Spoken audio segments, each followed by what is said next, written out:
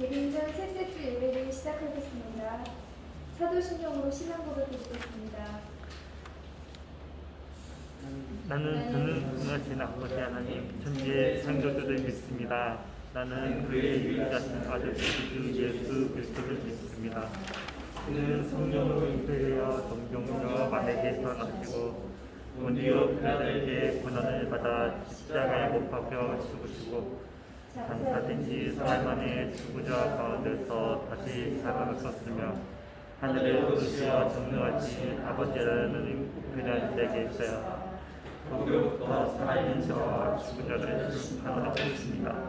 나는 성령이며 거룩한 공교와 성령의 뜻으로 죄의 용서 받는 것과 몸의 부활과 영생을 믿습니다. 아멘. 주께와 엎드려 찬양하겠습니다.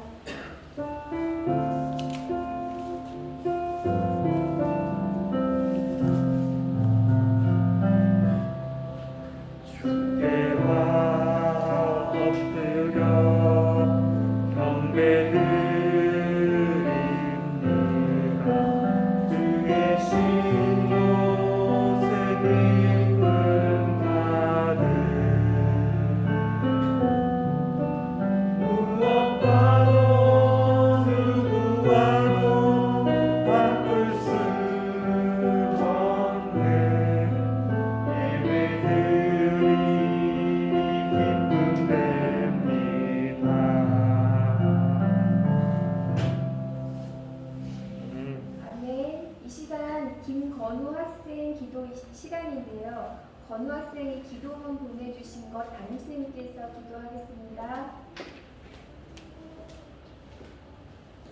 네, 기도하겠습니다. 하나님 아버지, 오늘도 예배 자리가 만들어질 수 있게 해주셔서 감사합니다. 코로나가 다시 심각해져서 교회에 나오지 못하는 친구들이 많습니다. 꼭 코로나가 다시 잠잠해지고 건강한 신앙생활을 할 수 있도록 도와주세요. 어려운 상황 속에서도 하나님을 잊지 않고 기도하며 나아갈 수 있는 중고등부가 되게 해주세요.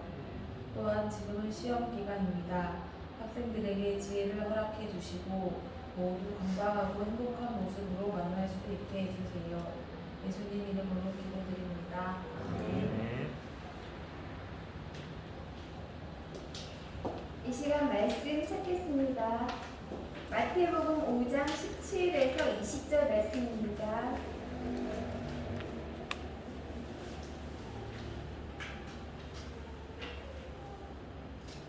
마태복음 5장 17에서 20절 말씀 합독하도록 하겠습니다.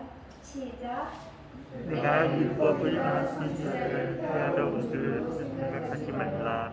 해하려고 것이 아니요 완전하게 하라. 진실로 너희에게 이르노니 천지가 없어지기 전에는 율법의 1.1도 결코 없어지지 않냐고 다 이르리라.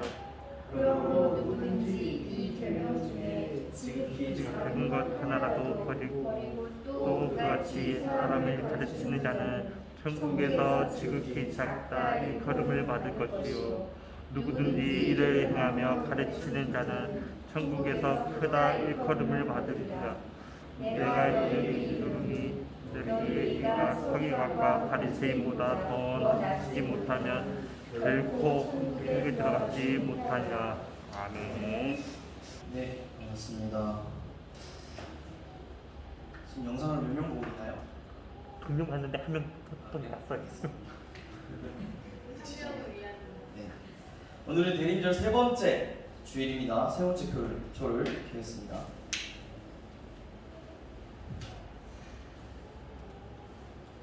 네, 이것은 사랑의 촛불을 의미합니다. 예수님은 하나님이 우리를 사랑하셔서 보내주신 가장 큰 사랑의 선물이 바로 예수 그리스도입니다. 서로 화평을 이루도록 자신을 대속의 제물로 바치기 위한 사랑의 행위임을 알리는 초입니다. 반갑습니다. 이 조명 좀 꺼주시면 감사하겠습니다. 지난주에 우리가 이런 질문을 해보았죠. 예수 그리스도를 누구라 하느냐? 라는 질문. 여러분이 기억하고 있는지 모르겠습니다. 그래서 지난주 말씀을 요약하자면 예수님을 표현할 수 있는 방법은 많지만 어떠한 표현으로도 그것을 다 표현할 수 없고 그 사랑을 다 표현할 수 없는 분임을 우리가 함께 이야기하면서 나누어 보며 생각해 보았습니다. 그래서 엘리야를 이야기하면서 구약의 왕정시대가 왜 멸망했는지 그리고 신약시대에 들어와 사람들은 예수님을 어떤 사람으로 생각했는지 살펴보았습니다. 이러한 관점으로 오늘은 멸망하는 이스라엘 가운데에서도 하나님을 따랐던 왕을 만나보고 하나님의 계획이 어떠한지 그리고 시간이 흘러 예수님이 어떠한 의미를 가지는지 살펴보고자 합니다. 오늘 말씀은 예수님께서 제자들과 산 위에 올라 말씀하시는 장면입니다. 예수님께서 율법에 관하여 많은 이들이 잘못 알고 있었고 그리고 구약에 오랫동안 율법을 지켜왔던 사람들 바리새인들 그리고 오늘 말씀 21절을 보면 옛사람에게 말한 바라고 등장합니다. 이 옛사람이라고 하는 게 뭐냐면 이제 그 구약의 전통을 지켜왔던 그리고 구약에서 이야기했던 그 말씀을 이야기합니다. 유대적인 사상을 여호와의 말씀으로 지켜왔던 많은 이들을 깨트리는 많은 이들의 생각을 깨트리는 말씀을 전하는 것이 오늘 우리의 말씀입니다. 이 말씀은 당시 사람들에게 엄청나게 충격적인 말씀이었어요. 율법을 지켜왔던 사람들 이게 맞다라고 생각했는데 예수님께서 이것이 틀렸다고 하면 되게 좀 화도 났을 거고 어떤 신성모독이다 할 정도로 이런 충격적인 말씀이었어요.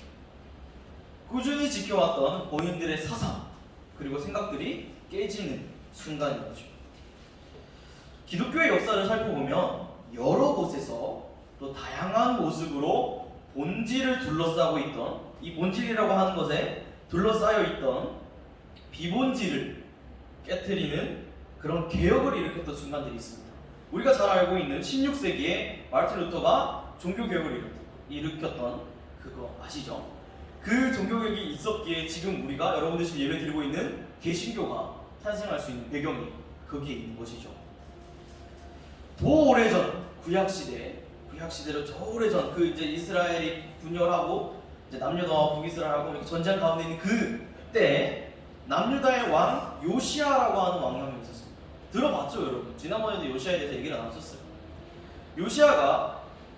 요시야 딱 하면 종교개혁이라는 단어가 떠오르는데 그랬던 이유가 뭐냐면 요시야가 8살에 왕이 되고 20살이 되던 해에 성전 수리를 해요. 성전 수리를 하다가 무슨 해리포터가 마법책을 찾은 것처럼 율법책을 하나 발견합니다.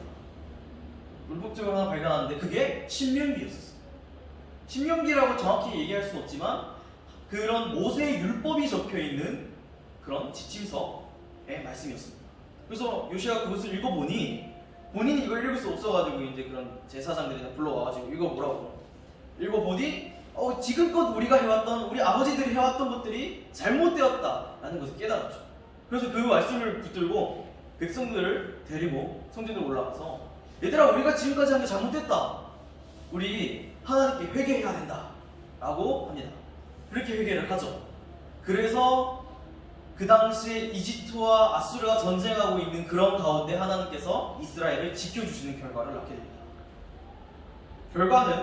그 결과를 읽기 위한 그 과정 중에 우리가 봐야 할 것은 하나님께 무릎 꿇고 진정한 본질이 무엇인지에 대해서 고민하고 그것을 진정으로 회개했다는 그 자세를 우리가 볼 수 있겠죠. 그리고 또 다른 종교개혁자가 있습니다. 종교개혁자라고 표현할 수 있을지 모르겠지만 궁극적으로 모든 것을 깨트리고 참 본질이 되시는 예수님 또한 이 당시에는 상당한 종교개혁자이었습니다. 어떤 안식일이 되면 지켜야 할 율법들이 있었고 그런 것들이 있었는데 사실 이것은 시간이 흐르면서 좀 왜곡된 것들이 있었어요. 예수님께서 이 율법을 더 잘 알지 않으실까요? 예수님께서 이 율법의 의미를 더욱더 잘 알고 계시지 않았을까요? 그래서 사람들이 예수님이 하는 그런 행동들을 가지고 너 율법에 있는 대로 왜 안 해? 너 그거 신성모독이야 라고 이야기를 하죠. 하지만 예수님께서는 그게 신성모독이 아니잖아요. 본인이 그 율법의 완성이신데 그래서 그런 오해들을 막 깨트리는 그런 싸우는 장면도 나와요.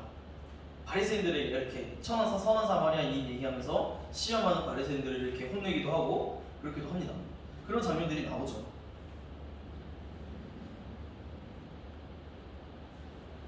무엇인가 변화된다는 것은 두려움과 걱정이 있기 마련입니다.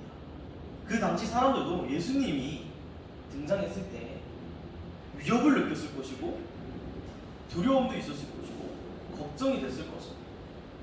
저게 틀릴 수도 있으니까. 우리가 신천지를 보고 뭔가 아닌 거를 분명한데 그 내면 속에 우리도 어떤 두려움이 있잖아요. 저희들이 더욱더 거대해지면 안 되는데 어쩌면 예수님 당시에 바리새인들이 이런 마음은 아니겠지만 뭐 그런 뉘앙스의 두려움이 있었지 않았을까라는 생각을 해보았습니다. 물론 예수님 잘못되었다가 아니구나. 하지만 예수님께서는 그것을 확실하게 답을 해주시죠. 그것을 살펴볼 수 있을 것 같습니다. 무엇이가 변화된다는 것은 정치, 경제, 사회 뭐 등등등 그리고 사상 이런 것들이 변할 때 심각한 성장통을 겪기도 합니다. 지금 현재가 그런 때인 것 같아요, 여러분. 그죠? 지금 이럴 때가 행복하다라는 개념보다는 뭔가 아프다. 근데 여러분들이 각자 어떻게 되는지 모르겠지만 전도사님은 지금 이 시기를 겪으면서 되게 많은 성장을 이루고 있어요. 많은 것을 깨닫기도 하고. 여러분들은 어떻게 될지는 모르겠습니다. 이러한 상황 가운데 여러분들이 성장과 깨달음이 있으면 좋겠어요. 예수님께서 이 땅에 오셨을 때 사람들은 이 기존의 방식을 어기는, 즉 율법을 지키지 않는 것을 보고 예수님을 시험하기 시작합니다. 율법주의에 빠진 바리새인들이 이렇게 했었죠. 하지만 예수님께서 이 땅에 온 것은 율법을 폐하려 온 것이 아니라, 율법을 이렇게 어기려고 온 것이 아니라 참된 율법을 완성하러 오셨다는 것을 예수님께서 말씀하고 계시죠. 오늘 우리들의 말씀에서요. 그리고 우리가 새롭게 지켜나가야 할 율법 혹은 지침을 말씀하십니다. 요시야가 세웠던 그 구약의 율법, 그 율법은 결국 우리의 구원을 의미합니다. 우리가 죽음 가운데 있었던 우리를 살리신 그 구원을 의미합니다. 하지만 예수님께서 그 율법을 완성하고 우리를 구원받은 자로 거듭나게 하셨습니다. 예수님께서 이 율법의 완성이라는 것이죠. 우리는 예수님이 이 율법의 완성이라는 것을 알고 있죠, 지금은. 제3자의 입장에서 보니까 이 성경을. 하지만 그 당시 사람들에게는 전혀 알 턱이 없어요. 전혀 알 턱이 없어요. 하지만 알 수 있었던 이유는 예수님께서 그런 영향력이 어마어마하지 않았을까요? 다양한 그런 의미로. 그리고 그 순간만을 위한 것이 아니라 지금까지 흘러온 이 구원의 역사를 예수님께서 몸소 우리들에게 알려주셨다는 것, 예수님이란 무엇인가에 대해서 고민할 수 있는 그것을 주셨다는 것, 이런 등등등등의 의미를 내포하고 있다는 거죠. 그래서 정리한다면 이 율법의 완성을 어떻게 이야기할 수 있느냐, 예수님께서 오늘 말씀에서도 율법을 지키지 마! 이게 아니라 여러분들이 율법을 지켜나가야 돼. 이 율법 가운데 여러분들이 지켜나가야 돼. 우리가 구원받기 위해서 율법을 지키는 것이 아니라 구원받았기 때문에 우리가 이것을 지켜나가는 거야 라고 예수님께서 이야기합니다. 그래서 정리한다면 이렇게 얘기할 수 있을 것 같아요. 율법을 지키지 않는 것이 아니라 새롭게 나아가는 삶, 즉 이미 일어난, 이미와 아직 아닌 그 언저리에서 우리는 살아가고 있는 것이죠. 그것이 여러분들이 이해가 되실지는 모르겠어요.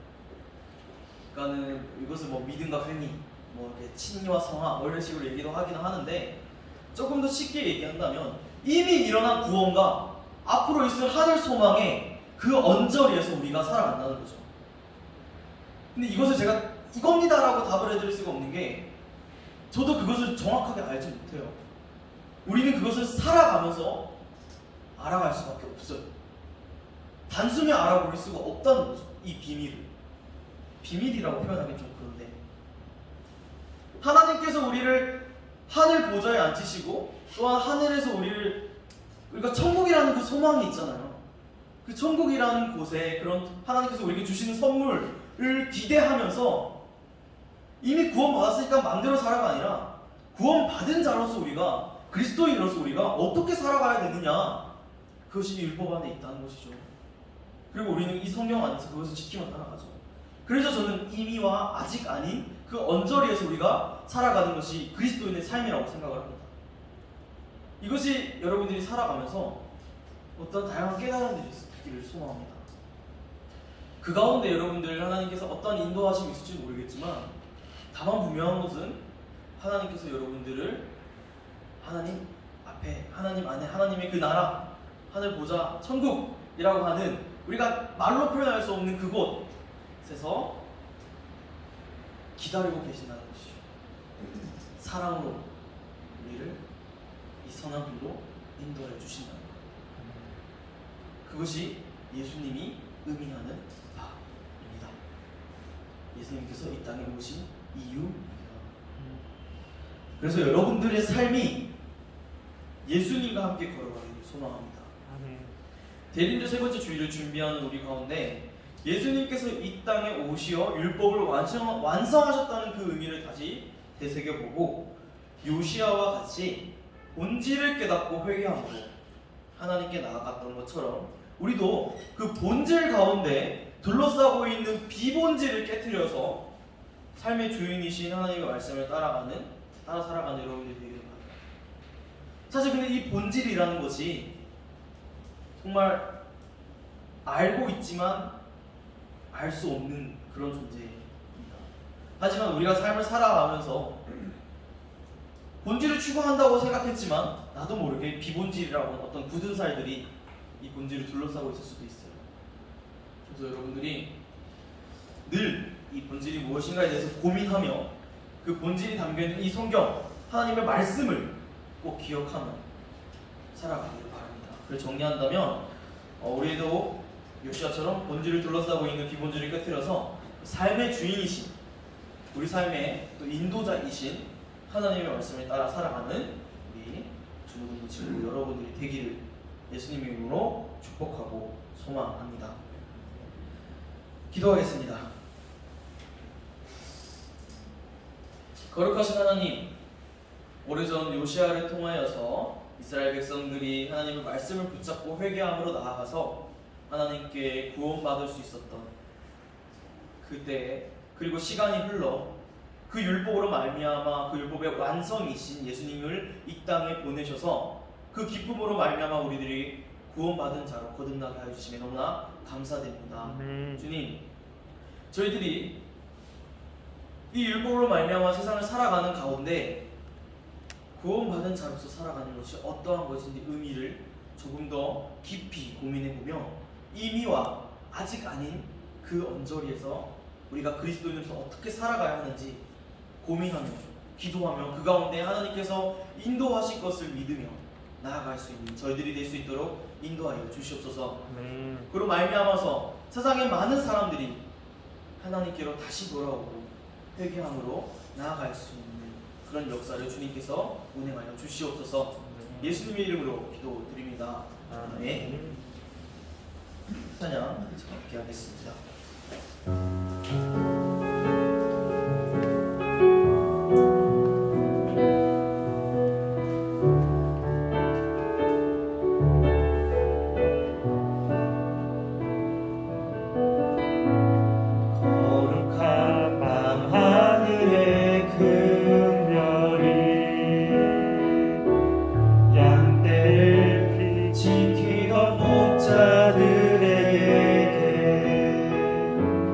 그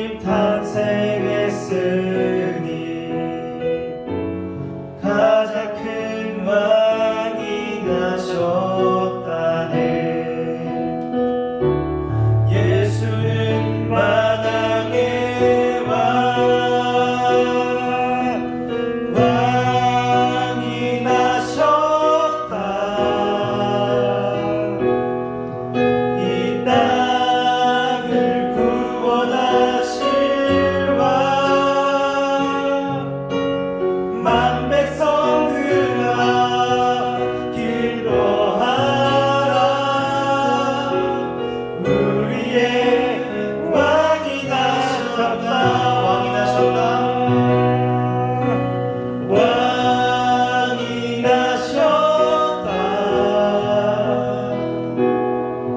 이 땅을 구원하실 왕, 만 백성들아 기뻐하라. 우리의 왕이 나셨다. 아멘. 주기도문 하겠습니다. 하늘에 계신 우리 아버지, 아버지의 이름을 거룩하게 하시며 아버지의 나라가 오게 하시며 아버지의 뜻이 하늘에서와 같이 땅에서도 이루어지게 하소서. 오늘 우리에게 일용할 양식을 주시고 우리가 우리에게 잘못한 사람을 용서해 주신 것 같이 우리 죄를 용서해 주시고 우리를 시험에 빠지지 않게 하시고 악에서 구하소서. 나라와 권능과 영광이 영원히 아버지의 것입니다. 아멘. 이 두려움을 뚫고 오신 여러분들을 환영합니다. 은빈이 너무 오랜만이네요. 큰일 치르고. 네, 아주 이제 인생의 챕터 하나를 시작한 겁니다. 끝낸 겁니다. 여러분 삶의 챕터가 정말 많으니까 더욱더 그리스도를 바라보며 나아가기 바랍니다. 오늘 내림절 세 번째 주일입니다. 그리고 광고상 5번을 보시면요, 아직 그 회의 계속 하고 있는데 1월 8일까지 그게 내려왔더라고요, 공문이. 그래서 1월 8일까지 있을 예배, 이제 뭐 성탄 예배, 또 뭐 새벽 기도회, 수요 금요, 성부영신 예배 등등등등이 전면 취소될 수도 있고요, 진행될 수 있습니다. 그래서 준비는 하고 있습니다. 그래서 고민하고 있는 가운데 여러분들에게, 선생님들께도 말씀드렸는데요, 여러분들에게 예배를 무조건 참석하세요라고 하면 저는 아주 나쁜 놈입니다. 그래서 여러분들에게 예배를 참여하는 것에 대해서는 자유이고 있지만 지켜야 하는 것은, 여러분들에게 강요하고 싶은 것은 이거예요. 어느 곳에 있어도, 어느 자리에 있어도 여러분들의 마음은 잃지 마세요라고 하는 것을 저는 강요하고 싶어요. 네. 예배를 드리지 못한 때도 있는 거죠. 하지만 그렇다고 저희가 예배를 한번 안 드렸다고 해서 세상이 멸망하는 건 아니잖아요. 그렇다고 반대로 예배를 또 소홀히 할 수 있는 것은 또 아니잖아요. 그런 의미에서 이 예배를 잘 생각하고 여러분들이 나아갔으면 좋겠습니다. 어느 자리에 있더라도 그리스도인의 향기를 나타내는 여러분 되길 바랍니다. 제 생각에는 지금 여러분들이 만약 못 온다면 지금 이런 식으로 이 예배를 실시간 중계를 하고요, 영상 녹화로도 올라갈 겁니다. 근데 예배라는 것이 그저 그냥 이렇게 참여만이 아니라 깊이 한번 생각해 봤으면 좋겠어요. 제가 생각하는 예배는 그래요. 예배란 살아 숨쉬는 행위입니다. 살아 숨쉬는 행위. 근데 그것을 온라인으로 하기엔 많이 부족하다고 생각을 해요. 구약의 제사를 하는 것을 보면요, 제사 산 제물 양이나 이런 것들 제물을 산채로 들고 가요. 그래서 완전한 것으로 드리기 위해서 먼 길을 걸어가요. 그렇게 걸어간 그들에게는 그 예배가 소중할 수밖에 없어요. 그런 의미에서 저희들이 예배를 실시간 중계를 한다고 하더라도 그 시간 그 자리에 경건한 모습으로 이렇게 뭐 그런 중요한 자세로 그 시간에 예배 드리는 여러분들 그 마음, 그리고 그 자세가 더 중요하다고 생각합니다. 저는 옛날부터 그랬지만 이 예배의 모든 순서들 없이 딱딱딱 깔끔하게 이것만 했어도 별로 크게 여의치 않은 사람이었어요. 개의치 않은 사람이었어요. 여러분들 이 예배에 대해서 깊이 생각하고, 또 예배를 안 드렸으니까 내가 너무 죄인 같아라고 또 하지 마세요. 너무 그렇게 또 죄책감에 빠지진 않아도 괜찮습니다. 상황이 이런 가운데 여러분들이 그 마음을 잊지 않고 이 굳건한 이 소망을 잊지 않았으면 좋겠습니다. 네, 오늘 제가 칼럼을 하나 적었는데요, 지금 이 상황과 또 많은 시대 가운데 참 많은 시사점을 준다고 생각을 해서 제가 적어보았습니다. 베드로 전서에 대한 신학적인 이야기인데, 이런 고난과 환난 가운데서도 우리가 하나님께서 주시는 그 천국 소망을 가지고 그것을 경건한 삶으로 지켜내어가야 한다라는 의미를 가지고 있습니다. 아까 제가 말씀드렸듯이 모든 곳에서도 이 하나님의 마음을 지켜나가는 여러분 되기를 바랍니다. 네, 특별한 광고 사항은 없고요. 여러분 2020년이 얼마 남지 않았어요. 다음 주와 그 다음 주 그리고 성탄 예배 이렇게 3개 성구영신까지 4개가 남았는데요.